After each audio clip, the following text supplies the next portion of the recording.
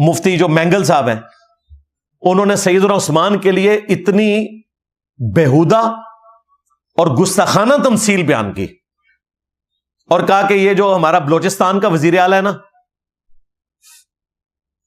یہ بھی محصور ہوا ہے, بندہ ڈرتا ہے لوگوں سے حضرت عثمان کی طرح.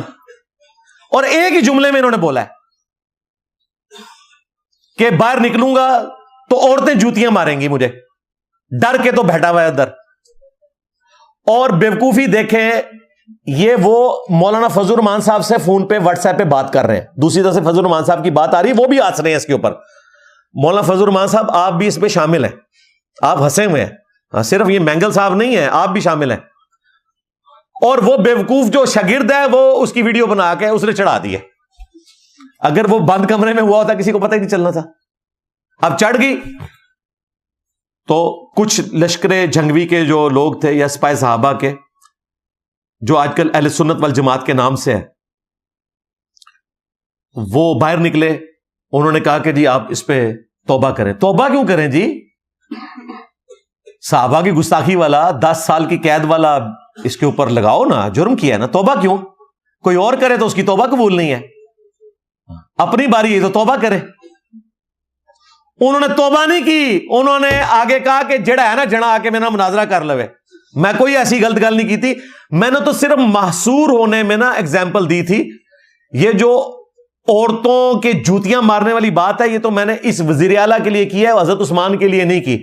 تم نے ایک ہی گو میں بات کی ہے, ٹھیک ہے.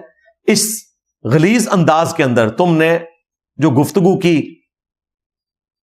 یہ گفتگو اگر کسی اور فرقے والے نے کی ہوتی یا میں نے کی ہوتی تو آج تم نے پورا ملک بند کیا ہوتا.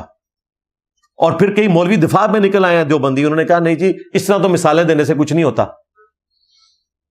حالانکہ اس نے مثال خود دی تھی. اس نے یہ نہیں کہا کہ کافر کہتے تھے کہ حضرت عثمان غنی رضی اللہ تعالیٰ عنہ جو ہیں وہ ڈرتے تھے اس طرح, یا یہودی کہتے تھے ڈرتے تھے, وہ تو بکواسیات کر سکتے تھے. اس نے اپنے ریفرنس سے کہا کہ جس طرح حضرت عثمان معصور ہوئے تھے نا, اس طرح یہ وزیر اعلیٰ بھی معصور ہے کہ باہر نکلے گا تو عورتیں اسے جوتیاں ماریں گی. استغفر اللہ توبہ الیہ. اب وہ کہہ رہے ہیں مناظرہ کر لو. اور وہ جو کراچی کے امیر ہیں ان کے, اورنگزیب فاروقی صاحب, وہ اسٹوڈنٹ ہے مینگل کا.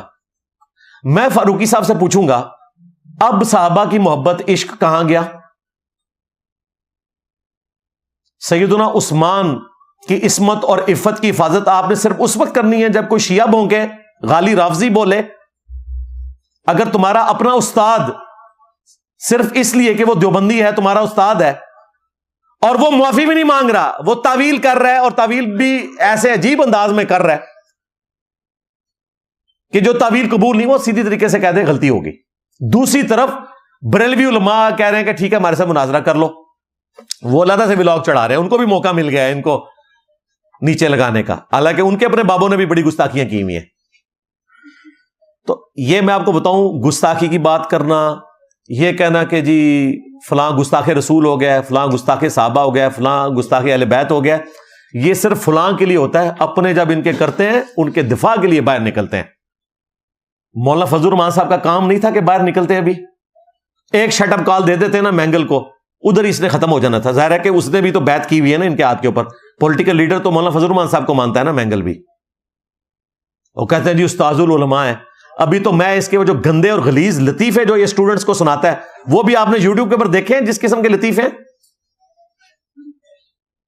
اور سامنے قرآن رکھا ہوا ہے, بخاری شریف رکھی ہوئی ہے, اور ایسے ایسے بےہودہ لطیفے یہ سناتا ہے.